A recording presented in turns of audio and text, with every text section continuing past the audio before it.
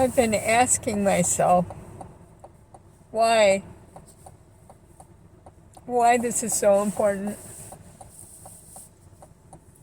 What makes it different from other horrible battles? It's not the only air battle. It's not the only battle of any war. There are lots of them. Everybody has all these stories to tell. So what makes this unique? What makes this different? And first of all, nobody knows about it, and it was a huge battle.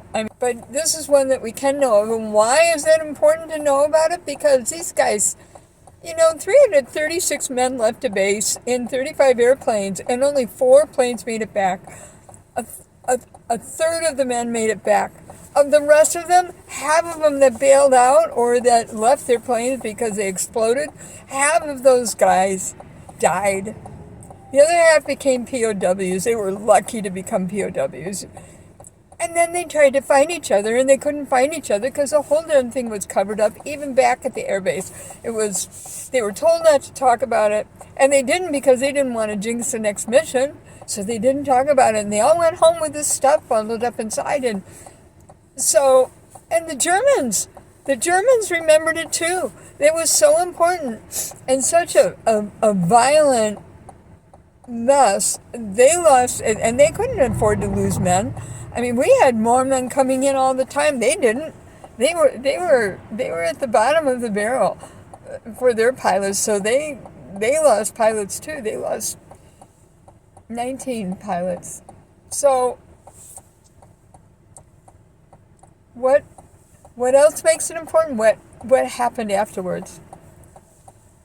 Because these guys go home, like a lot of guys in the war, and they don't talk about it, and then eventually it just builds up. And some of them, when they found each other, and my dad had a lot to do with that, they were able to talk about it finally and try to figure out what happened, what went wrong, why did this group leave the division, why did that happen, for one thing. And they theorized with one another, and they came to some sort of conclusions, and they talked it out. And for some of them, it was healing. For a lot of them, it was healing to do that. There are other guys that didn't heal.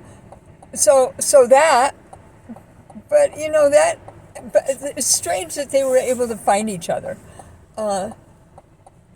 when they were told not to talk about it, and they finally had to talk about it.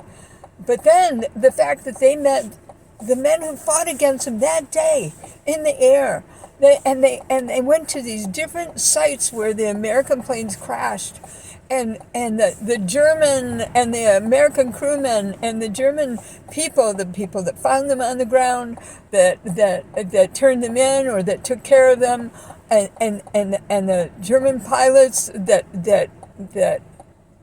hit that plane.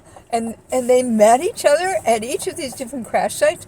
That's amazing. That's amazing. It wasn't just, Unbroken tells the story of one airman who was treated terribly in prison camp and finally went back and connected with that horrible person. He found a way to resolve everything inside of him. This is that multiplied exponentially. There are so many different stories. Even the guys that came back, like my dad, he had a lot of stuff to work out in his head, and he finally couldn't do it until he started talking to these other guys. And one thing he always wanted to do was to meet the men that flew against him. Why? Because he thought they were doing their jobs just like he was. He didn't think of them as Nazis. They were conscripted. They had to serve. None of them had to be airmen. They had to volunteer, both sides. And they had that in common. They volunteered to be airmen. And there was something called honor among airmen. So there's that. And Dad always wanted to meet, and suddenly this dream comes true. Dad always wanted to have a club when he was a kid. He had a club. Yeah, the Jimmy Allen Club. Jimmy Allen was this star stunt airman that did all these stunt shows and went all over the country and put on these shows. And then they had a radio show, the Jimmy Allen Show, and with this great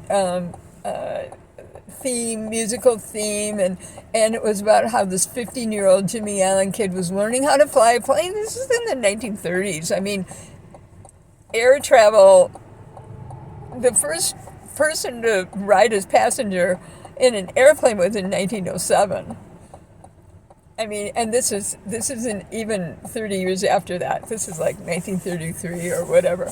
So they wanted to form Jimmy Allen clubs. They were told to form Jimmy Allen clubs and go up to your local Skelly, I think it was Skelly gas station, and get a form and sign it and send it in, and we'll send you everything you need for your club. We'll send you membership forms and certificates and all the swag. And so Dad did, and the only thing is he was the only member of his chapter. But he did it, and he listened religiously to that show every night. But now he organized these veterans who were in need of healing, in need of telling their stories and hearing other people's stories and comparing them and seeing what was what and working this out. And he organized them, and he had a big club, didn't he? Big organization. He had big meetings, big coming together, and where they would share more stories and try to figure out what happened. And I got to go to some of them at the end. The last several years before Dad died, I went to those, and I helped him organize those. And so I became engulfed in their stories and learning about it and trying to figure out and help them and go research. And so why is this a big story for everybody else? Because those Germans and those Americans, those Luftwaffe pilots, the German Fighters Association and the Americans cooperated and collaborated to build that memorial in Germany on the spot where the lead plane came down. And they collaborated. There have been other memorials dedicated to both sides, but it's never been a project, at least this was the first one that we know of, where the two sides worked together in collaboration to create this memorial. And it's an amphitheater. It's a beautiful park. Our Army Corps of Engineers went in and got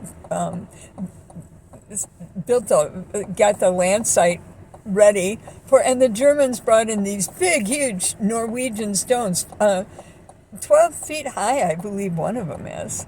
And then the Americans had these brass plaques made with everybody's names, all four American squadrons with all the guys' names who died. And then also the Luftwaffe, the 19 names of those guys who died. Well, there are 18, and we found another one, a 19th one since then. And these Germans who were dedicated to finding and identifying these crash sites, and they were so fascinated. All these planes came down in this one spot in central Germany. The battle happened so fast. In 6 minutes it was over, which means all these planes came down in 6 minutes of travel, over 15 miles in Germany. And so if you can imagine 22 airplanes in that 15-mile radius, and that's American bombers.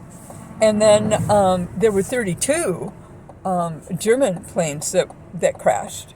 And all of that on this quiet area right in the middle of Germany. Half of them went down on what became West Germany and half on East Germany. There are so many things.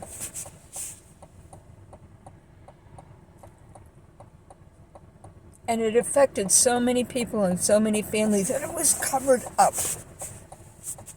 When my son met at a business function, he met someone in the military, and And he happened to say my grandfather flew on something called the Castle Mission. You probably never heard of it. And this guy said, the Castle Mission?